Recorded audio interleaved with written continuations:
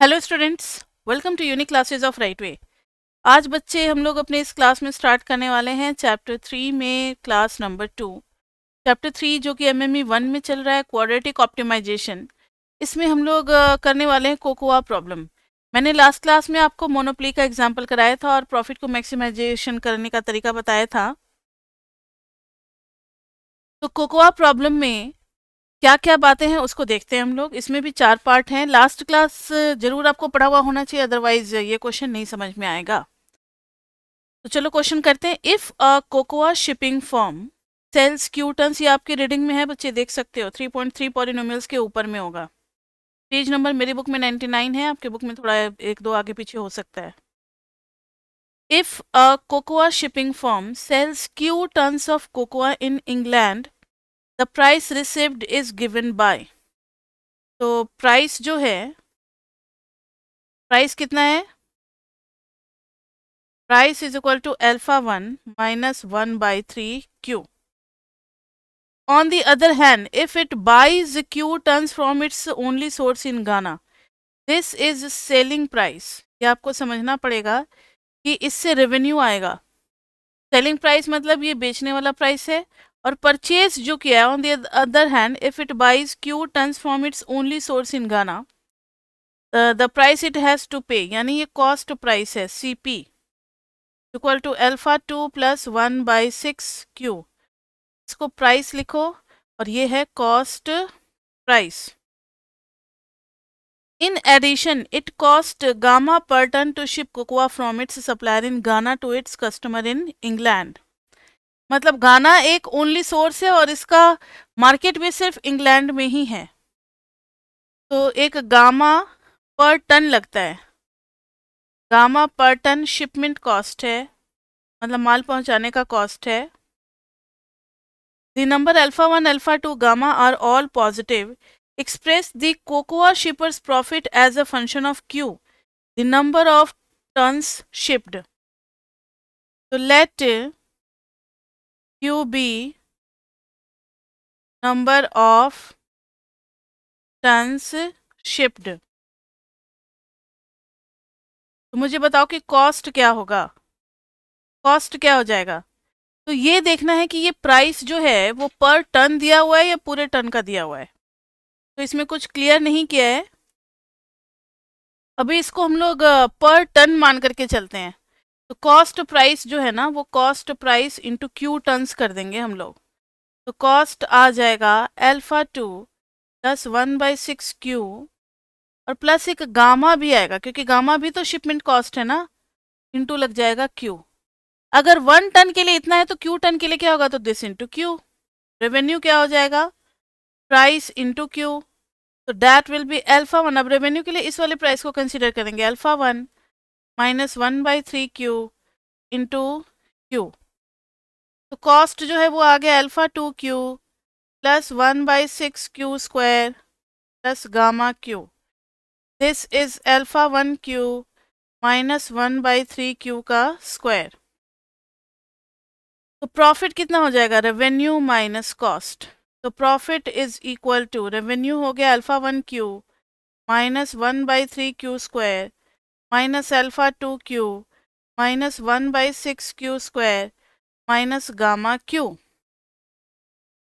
Profit is equal to Q square में कितना आ गया, -1/3 और -1/6, -1/3 plus 1/6 into Q square plus Q के साथ कितना आ गया, alpha 1 minus alpha 2 minus gamma into Q. तो दिस इज 3 2 जा 2 प्लस 1 3 3/6, तो minus half Q square plus alpha 1 minus alpha 2 minus gamma into Q. अच्छा, हमने तो पार्ट देखा ही नहीं। Express the cocoa shippers profit as a function of Q, यही आ गया। This is our first part, cocoa shippers profit आ गया, प्रॉफिट फंक्शन आ गया बच्चे हमारा। अब बी पार्ट में कहा इन्होंने, assuming that this is positive, तो एज्यूम करके, assuming that alpha 1 minus alpha 2 minus gamma is greater than 0, find the profit maximising shipment of cocoa. तो पाई डैश क्यू को पहले करेंगे 0, दिया जाएगा -2 Q by 2 plus alpha 1 minus alpha 2 minus gamma equal to 0, 2 2 cancel, Q is equal to आ गया alpha 1 minus alpha 2 minus gamma. अब समझ में आ रहा है दिस इज ग्रेटर देन 0 क्यों दिया हुआ था? क्योंकि अगर ये चीज नेगेटिव हो जाती तो क्वांटिटी नेगेटिव हो जाती, और अगर क्वांटिटी नेगेटिव हो जाती तो फिर ये इकोनॉमिक फिजिबल सॉल्यूशन नहीं होता, इसका कोई इकोनॉमिक सेंस नहीं होता, तो फिर हमें बिजनेस को बंद करना होता। तो अभी तो चल रहा है बिजनेस, चलने दो। फिर हम लोग करेंगे पाई डबल डैश क्यू। पाई डबल डैश क्यू कितना आ जाएगा? -1 विच इज नेगेटिव। तो case of maxima, maximum profit हमें मिलेगा एट दिस क्वांटिटी लेवल। इन्होंने पूछा व्हाट हैपेंस इफ, तो लिखेंगे if alpha 1 minus alpha 2 minus gamma is less than equal to 0, then quantity will become negative, then quantity will become negative, which has no economic sense, which has no economic sense. So it will be shut down point. So it will be shut down point for the business. Business को बंद करना पड़ेगा। समझ में आ गई बात? अब C part. Suppose the government of Ghana imposes an export tax on cocoa of tea per ton. तो टैक्स का रेट क्या दे रखा है? टैक्स रेट जो है वो टी पर टन है। कोई मुझे बताएगा which type of tax it is? Excise है। मैंने लास्ट क्लास में आपको पढ़ाया था कि अगर पर यूनिट लगता है या पर कुछ भी यूनिट यहाँ पे टन है तो उसको एक्साइज बोलते हैं, और जो पूरे रेवेन्यू कलेक्शन पे परसेंटेज के टर्म्स में लगता है that is called sales tax. This is T per ton, that is excise tax. Find a new expression for the shippers profit and the new quantity shipped. तो उसी तरीके से करेंगे। यहाँ पर बच्चे हम लोगों ने डेरिवेटिव का यूज कर दिया है क्योंकि कहीं भी नहीं लिखा था कि आपको क्वाड्रेटिक ऑप्टिमाइजेशन ही करना है, तो इजी करने के लिए और टाइम बचाने के लिए हमने डेरिवेटिव का यूज कर लिया। आप लोग भी ऐसे एग्जाम में कर सकते हो। अगर लिखा हुआ आता है कि डू नॉट यूज डेरिवेटिव, तब तो आपको फिर वही क्वाड्रेटिक ऑप्टिमाइजेशन ही करना पड़ेगा। Tax rate T per ton है, तो न्यू प्रॉफिट फंक्शन क्या हो जाएगा? Pi n, new profit function equal to old pi minus T into Q. Old profit function कहाँ है? ये रहा। तो -12 Q square plus alpha 1 minus alpha 2 minus gamma Q minus T into Q.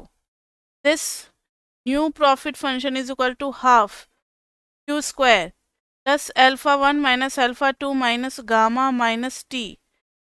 This is our new profit function and the new quantity shift. तो फिर से वही pi n dash is equal to 0 करेंगे तो मिलेगा -2 Q by 2 plus alpha 1 minus alpha 2 minus gamma minus T is equal to 0. 2 2 got cancelled. We are getting q is equal to alpha 1 minus alpha 2 minus gamma minus t. ये आ गया q. Pi n का double dash निकालेंगे तो this is -1. So this is the quantity which is giving us the maximum profit. ठीक है? D part. Calculate the government's export tax revenue as a function of t. Government का tax revenue. So let T be the government tax revenue. Then T is equal to T into Q. लेकिन ये T कौन सा होना चाहिए? Maximum profit वाला होना चाहिए, और वो भी कौन सा? टैक्स वाला। सॉरी, वो करना था ना, एक minute. This Q must be quantity of maximum profit, और कौन सा profit? When the profit function has taxation effect. तो टैक्सेशन के इफेक्ट वाले में हम लोगों ने यही निकाला था ना, this quantity gives us maximum profit. तो टैक्स आ जाएगा टी इंटू क्यू, तो T into alpha 1 minus alpha 2 minus gamma minus T. तो tax revenue will be equal to T alpha 1 minus alpha 2 minus gamma minus T square. अब this dt by dt must be equal to 0 for maximum tax revenue. So this will be alpha 1 minus alpha 2 minus gamma minus 2t is equal to 0, which implies t is equal to alpha 1 minus alpha 2 minus gamma by 2. This is the tax rate at which government tax revenue will be maximized. तो tax revenue कितना हो जाएगा? T is equal to, इसमें put कर देंगे बच्चे, ये आया है ना हमारा टैक्स रेवेन्यू। तो T is equal to alpha 1 minus alpha 2 minus gamma by 2 into alpha 1 minus alpha 2 minus gamma minus T square alpha 1 minus alpha 2 minus gamma by 2 का होल स्क्वायर। तो T is equal to alpha 1 minus alpha 2 minus gamma का whole square by 2 minus alpha 1 minus alpha 2 minus gamma का whole square by 4। Half में से 4 जाएगा तो 4 ही बचेगा, alpha 1 alpha 2 minus gamma square by 4। This is the maximum tax collection या tax revenue of the government. ठीक है, ये हो गया हमारा टैक्स रेवेन्यू। तो इस तरीके के क्वेश्चंस आपको करने पड़ सकते हैं एग्जाम में। हो सकता है अल्फा 1 अल्फा 2 ये सब की जगह पे नंबर दिया हुआ हो, लेकिन अच्छा है कि हमने अल्फा बीटा इन सब के टर्म्स में कर लिया, तो नंबर वाले तो हो ही जाएंगे। मेन था कॉन्सेप्ट को समझना, मेन था कॉन्सेप्ट को समझना। ये एक कर लिया हम लोगों ने। अब बच्चे हम लोगों को रूट्स के बारे में पढ़ना है, रूट्स या फिर जीरोज, जो आप बचपन में पढ़ते थे ना, जीरोज या रूट्स, उसके बारे में जानना है। टॉपिक अब नया हम लोग स्टार्ट करने जा रहे हैं, क्यूबिक फंक्शन। क्यूबिक फंक्शन जरा ध्यान से देखना। F x is equal to, अगर हम ले लेते हैं कोई भी cubic function, minus X cube plus 4x square minus X, any cubic function whatever coefficient में भी। क्यूबिक फंक्शन के साथ क्या क्या हो सकता है बच्चे? अगर इसके पास 3 रूट हुए, अगर इसके पास 3 रूट हुए, it will be like this way, 1 root, 2 root, 3 root. अगर इसके पास 3 रूट हुए, ये हो जाएगा 1 2 3, 3 बार ये एक्स एक्सिस को कट करेगा, 3 बार ये एक्स एक्सिस को कट करेगा। कभी कभी ऐसा भी हो सकता है कि ये कुछ इस तरीके से हो, तो पता है इसमें ध्यान से सुनना, ये तो एक रूट और यहाँ पर ना 2 रूट, रिपीटेड रूट होता है। जब वहाँ पे कर्व अपना ये चेंज करता है ना नेचर, वो रिपीटेड रूट होता है। हो तो रहे यहाँ पे भी 3 रूट, या कभी कभी हो सकता है कि खाली एक सिंगल रूट हो, सिंगल रूट हो। अब आप कहोगे मैम आपने क्यूबिक फंक्शन में 3 रूट तो बनाया, क्योंकि 3 से ज़्यादा तो हो नहीं सकता। जितने डिग्री का पॉलिनोमियल होता है उससे ज़्यादा रूट नहीं हो सकता। अब उससे कम में तो 3 हो सकता है, 2 हो सकता है, 1 हो सकता है, लेकिन आपने सिर्फ 3 और 1 के केसेस बनाए हैं, 2 के केसेस क्यों नहीं बनाए? उसके लिए भी बताएंगे अभी आपको थोड़ी देर में। ठीक है, तो यहाँ पर है एक चीज़ और मुझे बताना, मान लो ये ए है, ये बी है, ये सी है, इसका क्वाड्रेटिक एक्सप्रेशन क्या हो जाएगा? F x is equal to X minus A, X minus B, X minus C, because all these are roots. और बाहर में कुछ ले लो के, यहाँ पर क्या हो जाएगा इसका पॉलिनोमियल का, this is A and this is B, तो K into X minus A into X minus B का होल स्क्वायर, क्योंकि बी 2 बार रिपीटेड है। यहाँ पर क्या हो जाएगा, एक ही रूट आ रहा है, एक्स माइनस ए का क्यूब, वही 3 बार रिपीटेड है। ठीक है, समझ में आ रही है बात? क्यूबिक फंक्शन है, अगर आपको पता है तो इस तरीके के 3 सिचुएशंस आपको देखने को मिल सकते हैं, तीनों रियल या फिर एक रिपीटेड या फिर एक ही 3 बार रिपीटेड। अब अगर यस हाँ हाँ आएगा ना, क्योंकि अभी पॉलिनोमियल ले रहे हैं। यही अगर क्यूबिक इक्वेशन होता तो के उस साइड जाकर के 0 बन जाता, उसमें के नहीं आता है। अगर इज इक्वल टू 0 कर देते हैं तो एक्सप्रेशन है, तो अभी तो हमने 0 नहीं किया है, तो के आएगा, कुछ ना कुछ बाहर में होगा। अब मेरी बात ध्यान से सुनना, हेडिंग देना, बहुत इंपॉर्टेंट बात बताने जा रहे हैं। जनरल पॉलिनोमियल,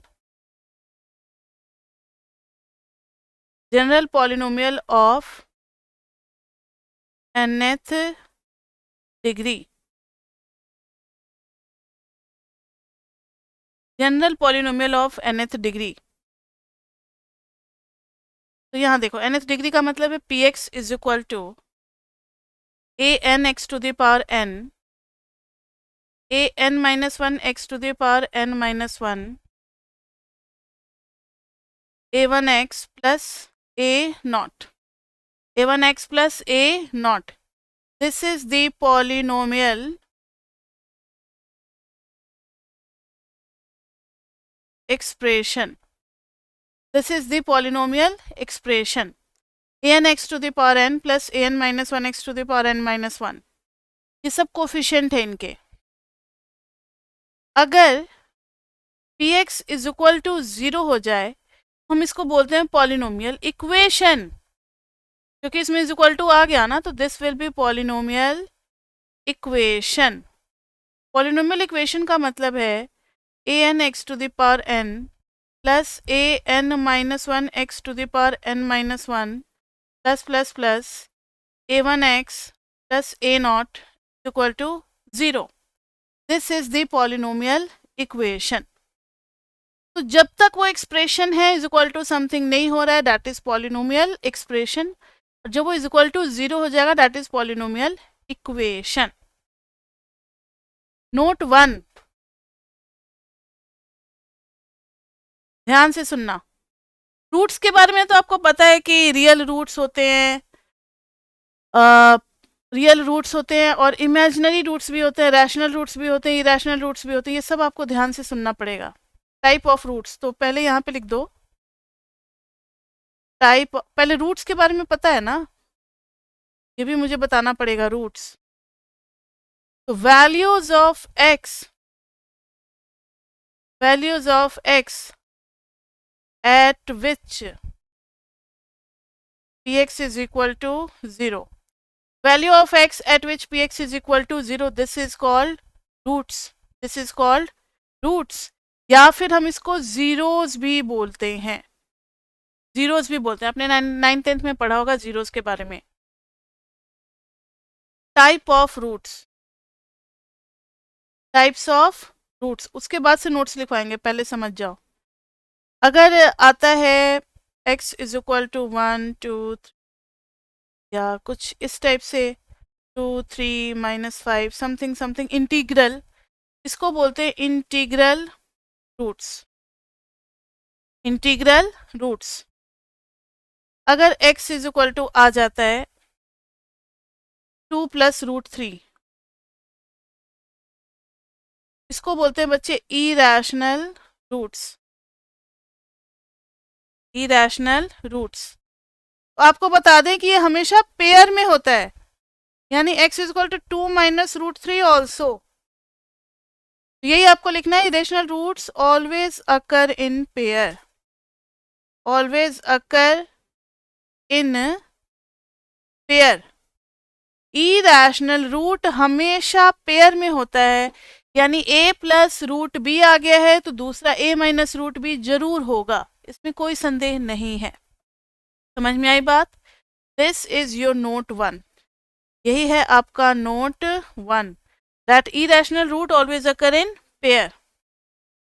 कभी कभी आपका, अच्छा आपने ये पढ़ा हुआ है ना, a x square plus B x plus c is equal to 0। जब सॉल्व करोगे तो x is equal to minus b plus minus root under B square minus 4ac upon 2a। ध्यान से सुनना, सब कुछ इस बी स्क्वायर माइनस 4ac से होता है। यहाँ पर B square minus 4ac is a perfect square, is a perfect square.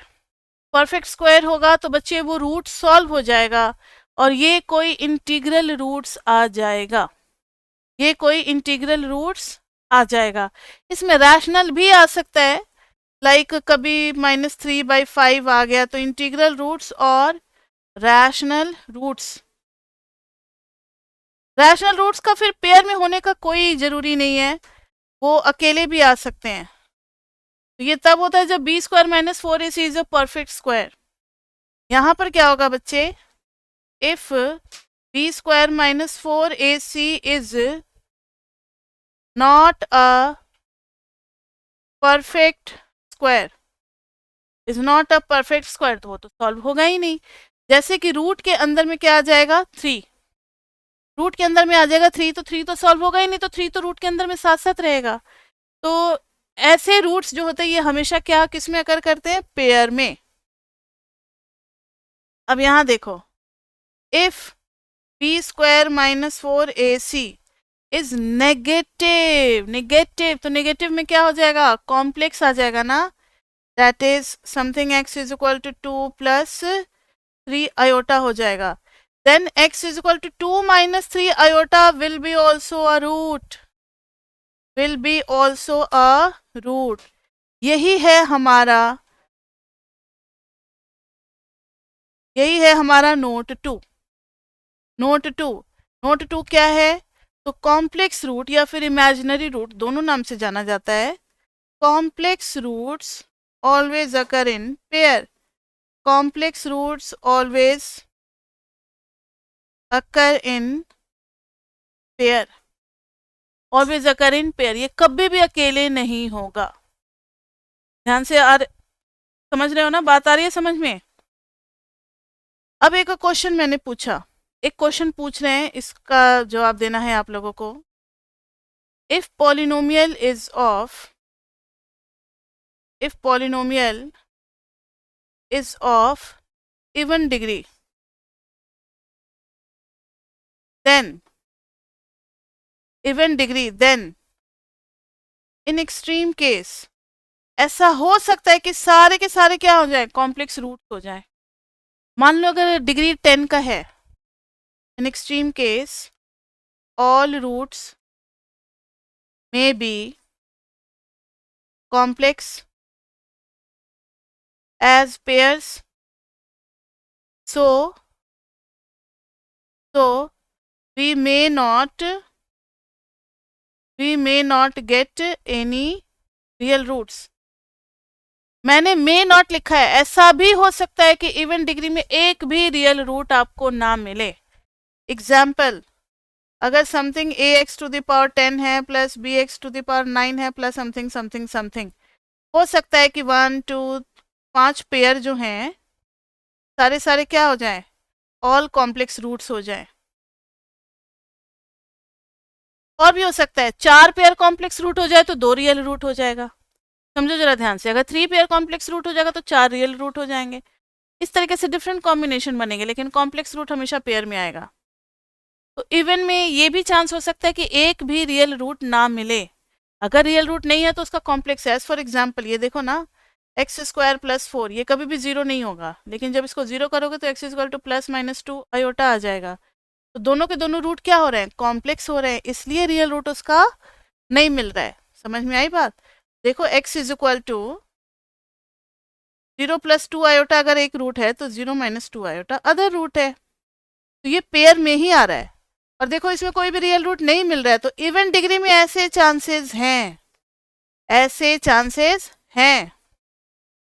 दूसरा एग्जांपल लो, अगर इवन में X square minus 4 is equal to 0 कर दिया, ये हो जाएगा एक्स स्क्वायर प्लस 2, एक मिनट, हाँ पावर 4 कर दो, ठीक है। हाँ तो X square plus 2 X square minus 2 is equal to 0। तो एक अगर X square is equal to 2 करते हो इसको, X is equal to plus minus root 2 मिल रहा है। देखो इरेशनल रूट पेयर में मिल गए, X square plus 2 is equal to 0, तो x is equal to plus minus root 2 iota, तो ये दोनों कॉम्प्लेक्स हैं। 2 कॉम्प्लेक्स रूट और यहाँ पर 2 क्या मिल रहे हैं, रियल रूट। इरेशनल भी रियल रूट होते हैं, रैशनल इरेशनल सब रियल रूट होते हैं। तो इस वाले केस में जब डिग्री 4 का था तो 2 रियल मिले और 2 क्या मिले, कॉम्प्लेक्स मिले। तो ऐसे भी सिचुएशन हो सकते हैं कि सारे के सारे कॉम्प्लेक्स हो, या कुछ रियल कुछ कॉम्प्लेक्स हो, या फिर सारे के सारे क्या हो, रियल हो। एक दूसरा एग्जांपल देख लो, x माइनस 4 का अगर पावर 4 कर देते हैं, x इज इक्वल टू चारों के चारों क्या आ रहे हैं, रियल ही आ रहे हैं, तो ऑल आर रियल रूट्स। अब आपका बिल्कुल क्लियर हो गया होगा इवन डिग्री वाले में। इवन डिग्री वाले केसेस में क्या क्या हो सकते हैं,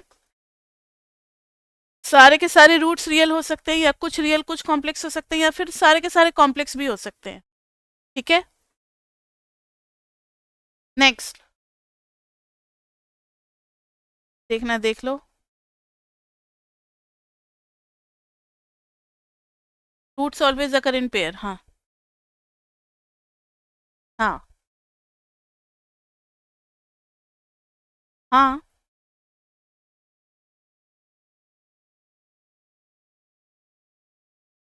-1 रूट -1 होता है ना, तो कॉम्प्लेक्स नंबर और इरेशनल में कुछ तो फर्क है। Irrational is not a complex number, irrational is a real number. तो दो अलग अलग टाइप के जो रूट्स हैं ये हमेशा पेयर में आते हैं, ये मैंने समझाने के लिए आपको कराया है। समझ में आ गया।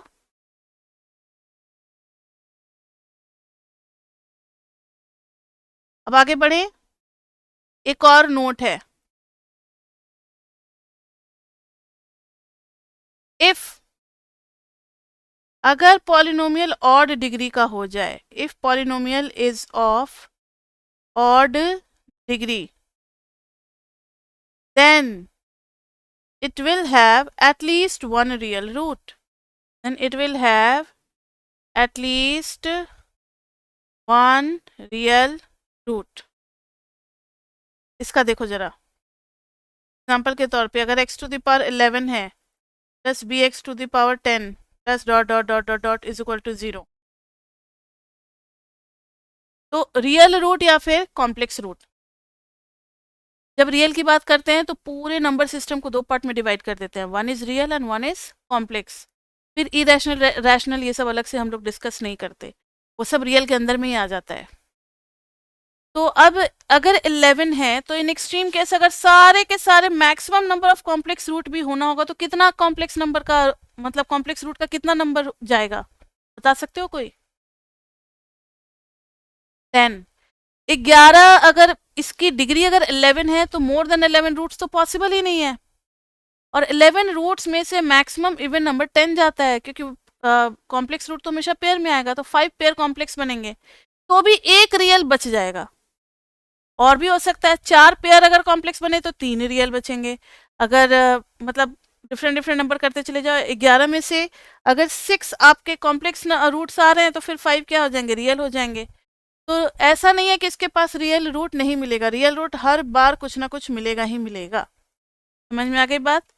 तो एटलीस्ट का मतलब है कि कम से कम एक रियल रूट तो जरूर मिलेगा, 3 5 7 ऐसे भी मिल सकते हैं। एग्जाम्पल लेना चाहोगे तो ले लो, x³ -8, अरे इक्वल टू 0। चलो इसी को करते हैं, ये हो जाएगा x³ -2³ इक्वल टू 0। तो a³ - b³ का क्या फैक्टराइजेशन होता है, x - 2 into X square plus A B यानी कि 2x प्लस 2 का स्क्वायर यानी कि 4 इक्वल टू 0। या तो x2 ले लो या फिर x square plus 2x plus 4 को क्या कर दो, 0 कर दो। तो यहाँ से मिलेगा x is equal to -b plus minus root under B square -4ac upon में 2a, x is equal to -2 plus minus root under -12 आ गया बच्चे। -12 का मतलब समझते हो आप लोग, √12। हाँ ये 4 और 12 का अगर ये करोगे तो कितना आ जाएगा, 2√3 आ जाएगा ना, 2√3 और आयोटा लग जाएगा बाई 2। इसको सॉल्व करोगे तो -1 प्लस माइनस √3 आयोटा। तो बाकी के जो दो रूट्स हैं वो कैसे आ गए, एक तो -1 प्लस √3 आयोटा आ गया, एक क्या आ गया, -1 माइनस रूट 3 आयोटा आ गया। तो क्यूबिक में ऐसा हो सकता है, देखो यहाँ पर भी एक रियल मिला, फिर दो क्या मिल गए, कॉम्प्लेक्स मिल गए। कॉम्प्लेक्स का कभी भी ऑड नंबर ऑफ रूट्स नहीं होगा, हमेशा पेयर में आता है, इसलिए इवन ही होगा। समझ में आ गई बात? तो यहाँ तक रूट तो आपको समझ में आ गया, और किसके पास कितना रूट होगा ये भी आपको बेसिक आइडिया हो गया। अब जो हम लोग टॉपिक करने जा रहे हैं वो एग्जाम में उससे क्वेश्चन आता ही आता है। So very important topic, write down integer root theorem. ये एग्जाम में लिखा हुआ नहीं आता है, ये हमें खुद दिमाग लगाना पड़ता है कि इंटीजर रूट थ्योरम हमें अप्लाई करना है। इंटरेस्टिंग है और बहुत इजी भी है, बस ये है कि सही टाइम पर याद नहीं आता एग्जाम में कि अरे यहाँ पे इंटीजर रूट थ्योरम लगाना था, ये तो दिमाग में आया ही नहीं।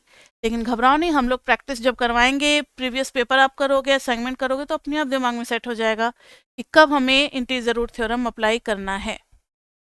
ठीक है बच्चे? इंटीजर रूट थ्योरम का स्टेटमेंट क्या है? इफ एक जनरल पॉलिनोमियल के थ्रू समझ रहे हैं, फिर कुछ क्वेश्चन करेंगे तो आइडिया लग जाएगा। If Pn is equal to an xn plus an minus 1 x to the power n minus 1 plus dot dot dot a1x plus a naught is a polynomial. So polynomial such that an minus 1 an minus 2 dot dot dot a1 a naught are all integers. हम एक ऐसे polynomial की बात कर रहे हैं जिसके सारे कोफिशिएंट्स क्या हैं, इंटीजर्स ही हैं। देन इंटीग्रल रूट्स, इसके पास कुछ इंटीग्रल रूट्स होंगे और कुछ रैशनल रूट्स होंगे। इंटीग्रल रूट्स बोले तो इंटीजर जो आएगा x इज इक्वल टू -2 -3 +1 +2 इस तरीके से। रैशनल रूट बोले तो कभी x इज इक्वल टू 1/2 4/3 इस तरीके की भी वैल्यूज आती है, उनको इंटीग्रल रूट्स नहीं बोलते। जैसे 4/3 is not an integral root. Then integral roots may be factors of last constant term। Last constant term क्या है बच्चे? तो आपका ए नॉट है। Last constant term A nought, A nought. इसी के जो फैक्टर्स होंगे उसी में से कोई ना कोई इंटीग्रल रूट्स आ रहा होगा, उसी में से कोई ना कोई इंटीग्रल रूट्स आ रहा होगा। समझ में आ गई बात? सबसे पहला जो स्टेप है वो ये है कि हम चेक करेंगे कि हर कोफिशिएंट क्या हो, इंटीजर हो। उसके बाद से लास्ट कांस्टेंट टर्म के फैक्टर्स को निकालेंगे और उसमें से ढूंढेंगे कि कौन कौन से हमारे रूट्स हैं। एक एग्जांपल करते हैं, -x³। ध्यान से देखना क्योंकि इसके आगे का एग्जाम्पल आपको खुद करना होगा। -x is equal to 6। अब इसमें देखो, आप इसको लिखोगे तो -x³ plus 4x² -x 6 is equal to 0। इसमें कोफिशिएंट्स क्या है? -1 into x³ plus 4 into x², -1 into x, फिर है -6 इज इक्वल टू 0। तो कोफिशिएंट्स पे जरा ध्यान दो, -1 4 -1 -6। तो लिखेंगे all coefficients are integers. So we can apply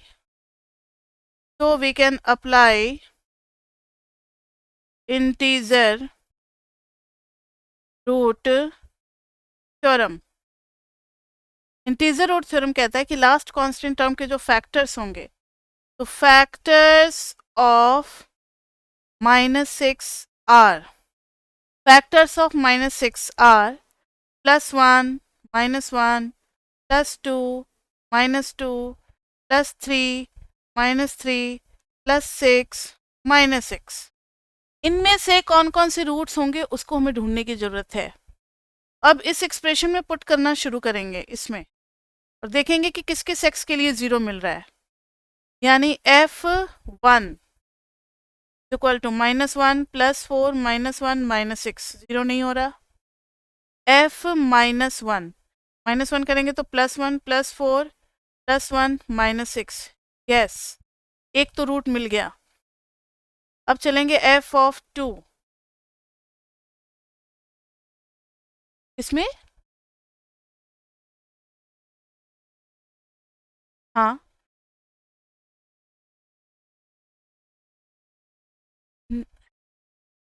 इधर देखो, इधर मैंने क्या पढ़ाया है बताओ। इधर क्या मैंने क्यूबिक लिखा है? जनरल पॉलिनोमियल लिख दिया, किसी भी डिग्री का हो सकता है, सबके लिए लगता है। ठीक है, अब चलो देखो, अब सब इन दोनों का तो चेक हो गया। अब 2 -2 को चेक करना बाकी रह गया। 2 डालोगे तो 2 2 जा 4 2 जा 8 -8, 2 2 जा 4 4 4 जा 16 -2 -6 8 2 6, हाँ जी ये 0 हो रहा है। फिर करेंगे f(-2), -2 करेंगे तो 2 2 जा 4 2 जा 8 -2 तो +8 हो जाएगा। 2 2 जा 4 4 4 जा 16 +2 -6 नॉट इक्वल टू 0, ये तो रूट नहीं हुआ। अब 3 डालेंगे, f(3), तो 3 3 जा 9 3 जा 27 -27 +3 3 जा 9 4 जा 36 -3 -6, हाँ जी बच्चे ये -36 और +36 0 हो गया। अब आगे चेक, हाँ अब आगे चेक करने की जरूरत ही नहीं है, नो नीड टू चेक। ठीक है, क्यों नहीं चेक कर रहे, कोई मुझे बताएगा? नो नीड टू चेक, हाँ हाँ 3 डिग्री का है तो we have found all the 3 roots. तो अब आगे तो रूट मिलेगा ही नहीं, तो अब आगे वैल्यूज डालने का क्या फायदा, टाइम वेस्टेज होगा।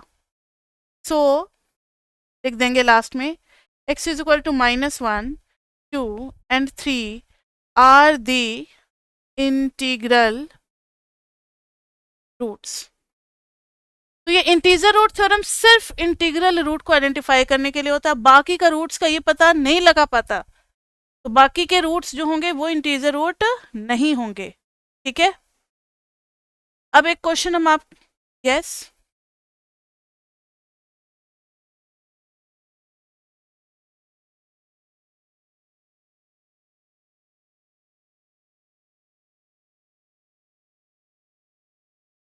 ठीक है, तो डिवाइड करके कर सकते हो। हाँ हाँ कर सकते हो, नहीं नहीं वो नहीं है, बस आपको इंटीग्रल रूट्स फाइंड आउट करना है। एक मिल गया तो आप उससे कर सकते हो, वो बताएंगे नेक्स्ट वाले क्वेश्चन में, वही करवाने वाले हैं क्योंकि उसमें मिलेगा ही नहीं आपको एक से ज़्यादा। तो नेक्स्ट वाला क्वेश्चन आपको ट्राई करना है, x³ -2x² + x -2 is equal to 0। इसको जरा करना है, इसमें इंटीजर रूट थ्योरम आपको अप्लाई करना है, करो जल्दी। देखो बच्चे, इसमें सबसे पहले आपको एक स्टेटमेंट लिखना पड़ेगा। यहाँ पे कोफिशिएंट देखो 1 -2 1 -2 ऑल आर इंटीजर, तो लिख दोगे since all coefficients are integers, since all coefficients are integers, so we can apply integral root theorem। Integral root theorem लगाओगे तो last constant term is -2, roots में बी फैक्टर्स ऑफ, रूट्स में be factors of -2, that is +1 -1 +2 -2। अब आप f1 check करोगे तो 1 -2 + 1 -2 not equal to 0। f(-1) check करोगे -1 -2 -1 -2 not equal to 0।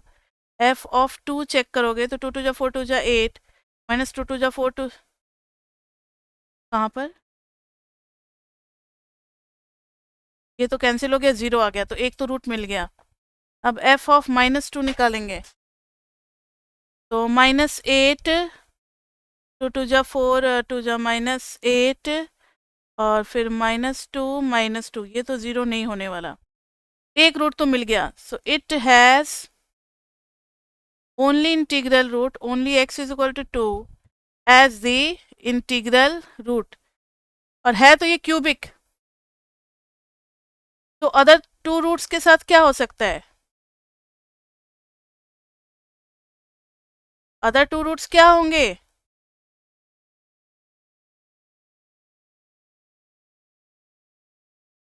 Irrational क्यों, रैशनल क्यों नहीं हो सकते? 4/5 1/2 ऐसे भी तो रूट्स हो सकते हैं जो कि इंटीग्रल नहीं होंगे। समझ में आ गई बात? तो नॉन इंटीग्रल उसके लिए वर्ड यूज करेंगे, नॉन इंटीग्रल रूट्स, जिसमें रैशनल इरेशनल कॉम्प्लेक्स सारे आ जाएंगे। समझ में आ गई बात?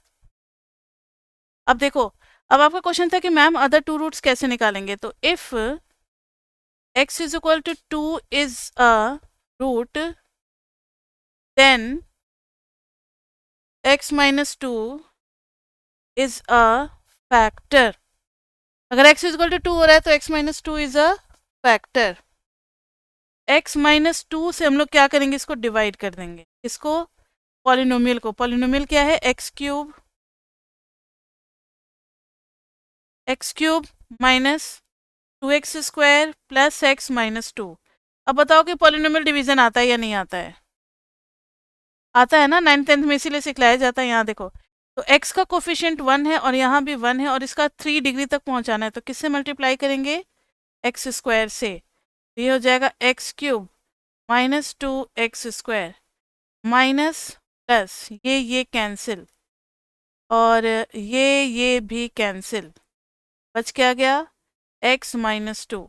तो +1 में आ जाएगा x माइनस 2, फिर कैंसिल।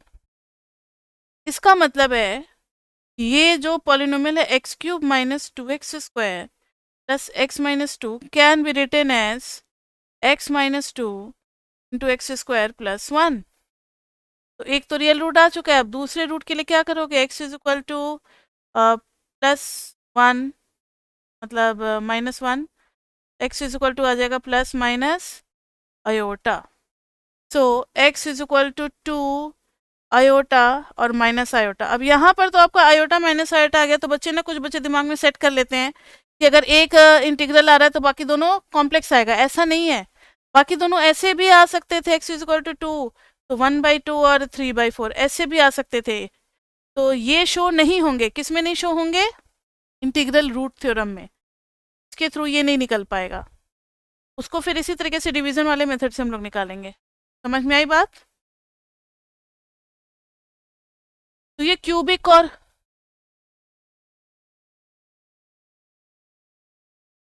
लगता नहीं है मतलब, और डिवीजन का रूल होता है ना, जैसे है तो 3 5 जा 15 और 1। रूल तो ये होता है ना कि 16 इज इक्वल टू 3 × 5 + 1। रूल पे लिखा है मैंने। अब आप क्या पूछना चाह रहे हो, पूछो फिर से।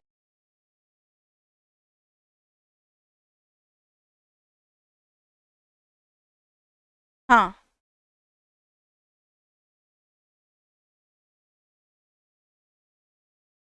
हाँ, नहीं तो बाकी बाकी का सारा आप कॉपी कर सकते हो ना एक साथ, वो कोई दिक्कत नहीं है।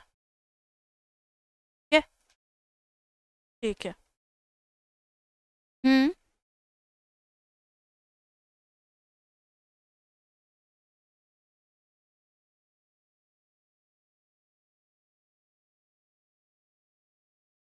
ये अगर क्वेश्चन आएगा तो इसका थोड़ा सीधा सीधा क्वेश्चन नहीं पूछते हैं, ये कुछ दूसरे तरीके से पूछते हैं। कहीं ना कहीं हमें इंटीग्रल रूट निकालना होता है कि find the quantity, find this, find the price. Cubic function आ जाता है तो वहाँ पे हमें ये मेथड लगाना होता है। और एक्चुअली में ये जो हम लोग कर रहे हैं, ये भी तो वही कर रहे हैं, इंटीग्रल रूट थ्योरम। एक रूट जो निकालते हैं by hit and trial method, वो भी तो इंटीग्रल रूट थ्योरम से ही निकल रहा है ना, सिंगल रूट के बाद तो फिर हम लोग डिवाइड करके निकाल रहे हैं। आगे बात समझ में, सीधा सीधा ये।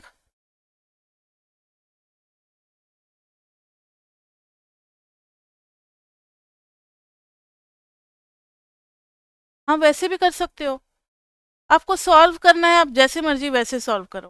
ठीक है, यही करना चाह रहे हो ना कि सिंपली इसको कर सकते थे कि मैम ये था x³ minus 2x² plus x minus 2, factorise इस दोनों में से ले लेते। हाँ, वैसे भी कर सकते हो, x² x minus 2 plus x minus 2। लेकिन जब हम मेथड सीखते हैं तो मेथड पे फोकस करते हैं, या मेथड पे फोकस करते हैं, तो मेथड सीखना यहाँ हमारा ऑब्जेक्टिव था, ना कि इसको सिंप्लीफाई करना। ठीक है,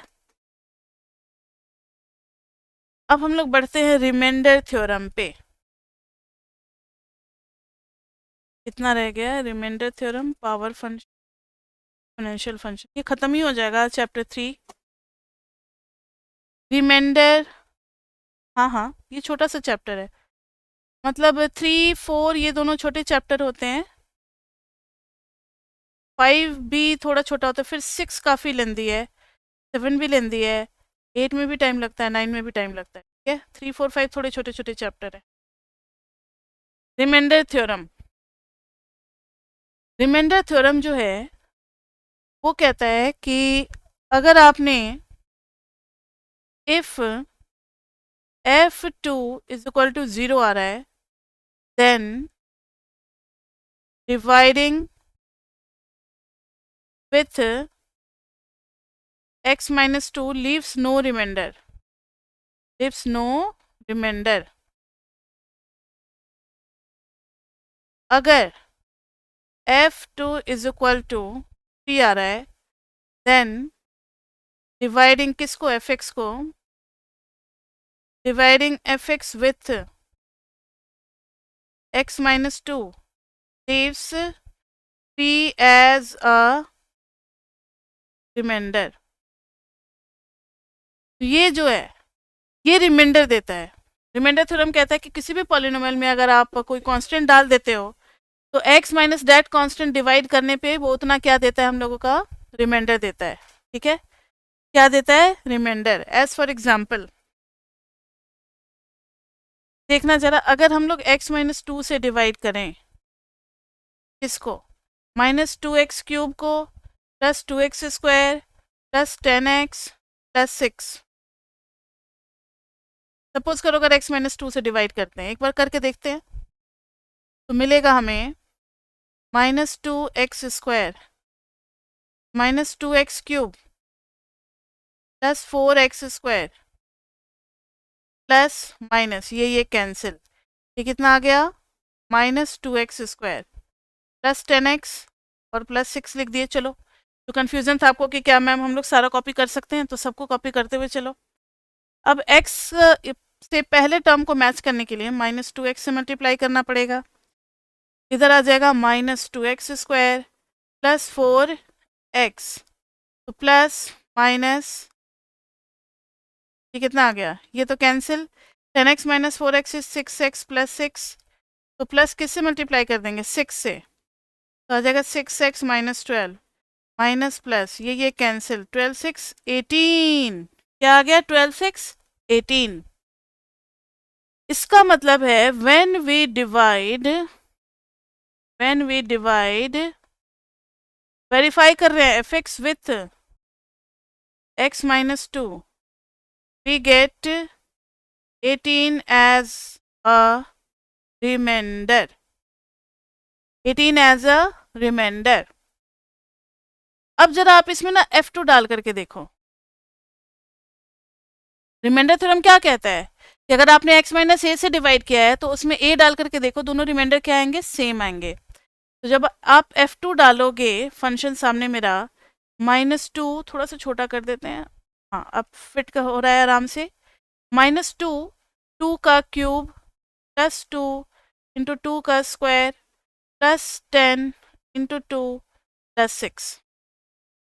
अब तो बस सॉल्व करना, 2 2 जा 4 2 जा 8 8 2 जा माइनस 16, 2 2 जा 4 4 2 जा 8 20 प्लस 6, तो कितना हो गया? 8 6 14 माइनस 2 बचा 18 आ गया। देखो अब बताओ कि कौन सा मेथड आसान है, ये वाला मेथड आसान है या लॉन्ग डिवीजन मेथड आसान है?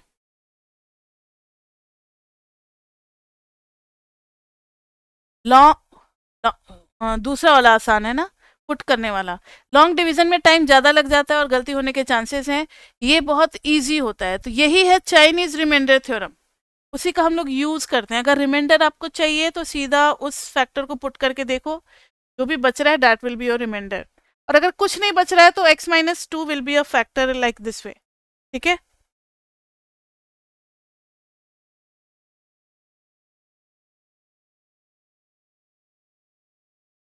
अब एक क्वेश्चन आप लोग करना, is fx is equal to minus 2x cube plus 2x square plus 10x plus 6 has a 0 at x is equal to 3, factorize the polynomial। इसको फैक्टराइज करना है, करो जल्दी इसको। हमें चेक करना है बच्चे कि 3 जो है वो उसका रूट है या नहीं। तो चाइनीज रिमाइंडर थ्योरम लगा देंगे हम लोग। F3 डालेंगे तो -2 इंटू 3, 3 जा 9 से जा 27, प्लस 2 इंटू 3 का square 9, plus 10 into 3 plus 6, -54 plus 9 टू जा 18 प्लस 30 प्लस 6। तो देखो ना 18 और 6 24 और 30 54 हो गया 0। तो yes x is equal to 3 is a 0 और फैक्टर कुछ भी लिख सकते हो। अब फैक्टराइज करना है तो x माइनस 3 से डिवाइड कर देंगे, -2x cube plus 2x square plus 10x plus 6, -2x square तो ये आ जाएगा -2x क्यूब प्लस 3 टू जा 6 x स्क्वायर प्लस माइनस ये कैंसिल, बच गया -4x square plus 10x plus 6, इधर आ गया -4x प्लस 12x, ये आ गया प्लस माइनस ये कैंसिल, -2x प्लस 6, इधर करेंगे -2 से करेंगे, -2x और प्लस 6 कैंसिल हो गया। तो इसका मतलब है कि x -3 और इसके फैक्टर भी तो तोड़ सकते हैं ना, -2 को बाहर निकाल लो, ये हो गया x square plus 2x plus 1, ये हो गया -2 और ये आ गया x स्क्वायर तो x प्लस 1 का होल स्क्वायर, ये आ गया बच्चे -2 x प्लस 1 का होल स्क्वायर। ये हो गया पूरा फैक्टराइज। इस तरीके से क्वेश्चंस को हमें सॉल्व करना पड़ सकता है। डायरेक्टली ऐसा कोई इजी क्वेश्चन नहीं पूछने वाले, ये कभी ना कभी जो प्रॉफिट मैक्सिमाइजेशन आता है या कोई दूसरे क्वेश्चन आते हैं उसके बीच में ये स्टेप फंसता है, वहां पर हमें ये अप्लाई करना होता है। ठीक है, and next one is power function.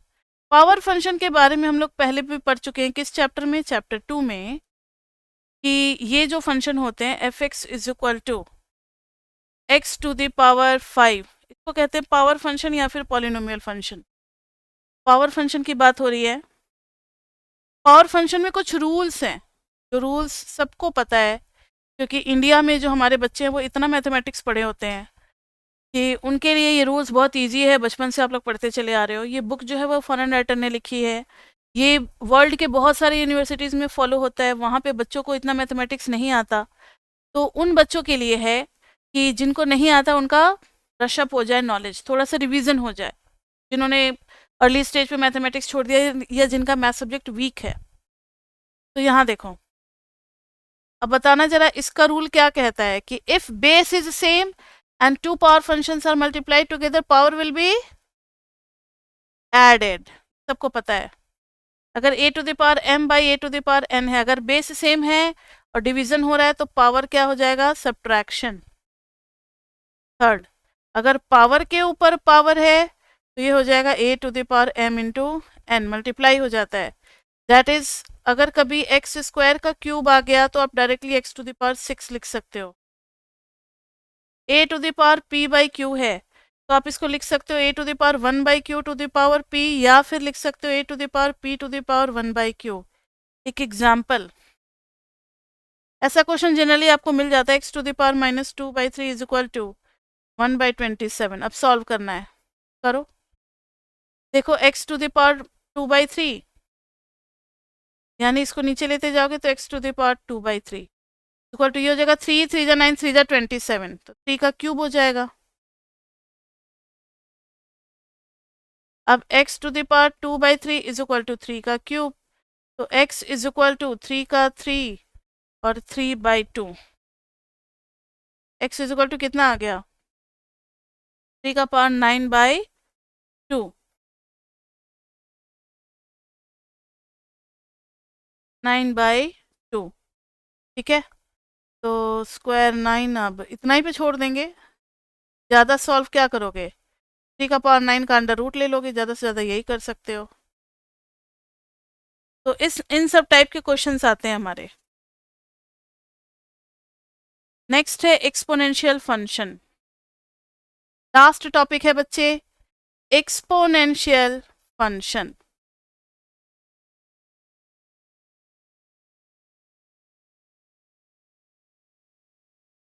Chapter 2 में भी मैंने बताया था कि दो टाइप के फंक्शन होते हैं, कैसे पहचानते हैं कि एक्सपोनेंशियल फंक्शन है। तो अगर f x is equal to कुछ आ गया एक्स टू द पावर 5 और एक तरफ आ गया f x is equal to 5 to the power x, दोनों में से कौन सा एक्सपोनेंशियल फंक्शन, लेफ्ट वाला या राइट वाला?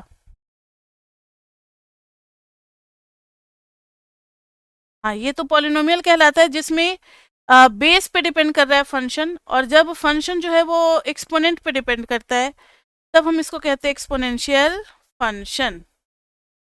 मतलब बेस में अगर कोई कांस्टेंट आ गया तो एक्सपोनेंशियल फंक्शन कहलाएगा। अब आपने कंपाउंड इंटरेस्ट वाला एक फॉर्मूला पढ़ा होगा, a is equal to p 1 plus r to the power n या फिर t, पढ़ा है या नहीं पढ़ा है?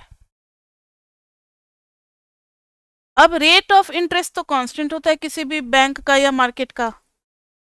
अब over long period of time जरूर बदलेगा, लेकिन जब हम स्टडी कर रहे हैं तो for a fix period of time r जो है वो फिक्स रहता है। तो ये हो गया कांस्टेंट। अब कांस्टेंट में टाइम तो चेंज होगा क्योंकि हर कस्टमर अलग अलग टाइम पे अपना चाहेगा मनी को विड्रॉ करना या फिर डिपॉजिट करना। तो ये फंक्शन जो है वो टी पे डिपेंड कर रहा है, तो is an example of exponential function, an example of exponential function जो कि टाइम पे डिपेंड कर रहा है। इसके ऊपर एक क्वेश्चन करते हैं। कोई एक कंट्री है, ये आपके बुक में क्वेश्चन मिलेगा, जिसका पॉपुलेशन जो है ना वो डबल हो रहा है। Population is getting doubled, population is doubled. हम नोट में बना रहे हैं, ज़्यादा ग्रामेटिकल मिस्टेक मत चेक करना मेरा। इन 15 ईयर्स, नेक्स्ट 15 ईयर्स में पॉपुलेशन डबल हो रहा है। Find the rate of growth, find the rate of growth of population, rate of growth of population. यहाँ पर मनी की बात नहीं हो रही है, इंसानों की बात हो रही है, पॉपुलेशन की बात हो रही है। देखो बेस तो वही है, a is equal to p 1 plus r to the power t, लेकिन अब इसमें a जो है वो अमाउंट कहलाता है, p जो है वो प्रिंसिपल कहलाता था। इसको हम थोड़ा सा बदल देंगे, population after t years is equal to initial population into 1 plus rate of growth to the power t. ये बन गया पॉपुलेशन मॉडल। अब ध्यान से देखना, पीटी जो है वो डबल होने वाला है किसका, इनिशियल पॉपुलेशन का। कितने साल में, 15 ईयर्स में। तो पुट कर दो, पीटी की जगह पे डाल देंगे 2 पी नॉट, पी नॉट है ही हमारा, 1 plus r, r find out करना है, 15 गिवन है, p naught cancel, 2 is equal to 1 plus r to the power 15। तो आप पावर फंक्शन को सॉल्व करोगे तो 1 plus r is equal to 2 to the power 1/15। जब पावर दूसरे साइड जाता है तो 1 बन जाता है। r इज इक्वल टू क्या आ गया, 2 to the power 1/15 minus 1। This is your rate of interest. ठीक है, एक और तरीका है, 2 is equal to 1 plus r to the power 15 है, तो आप लॉग से भी सॉल्व कर सकते हो। ln 2 is equal to ln 1 plus r to the power 15। Log का रूल है कि जो पावर है वो कहाँ चलाता है, साइड में।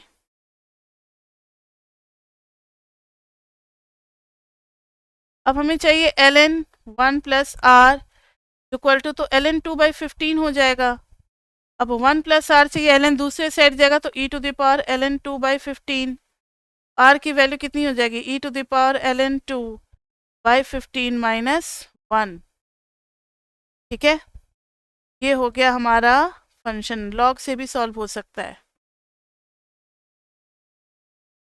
तो इसमें हमने चैप्टर 3 में क्या देखा है कि बेसिकली हमें पॉलिनोमियल दिया रहेगा, क्वाड्रेटिक या क्यूबिक या फिर पावर 4 तक का, उसके रूट्स निकालने होंगे, कुछ क्वेश्चंस होंगे मोनोपली वाले, कुछ पावर का यूटिलाइजेशन होगा, पावर इधर उधर करना, सॉल्व वॉल्व करना, रूट्स, इंटीग्रल रूट थ्योरम लगाना, इन्हीं सब पे बेस्ड जो कुछ क्वेश्चंस है उन सब का कलेक्शन है चैप्टर 3 में।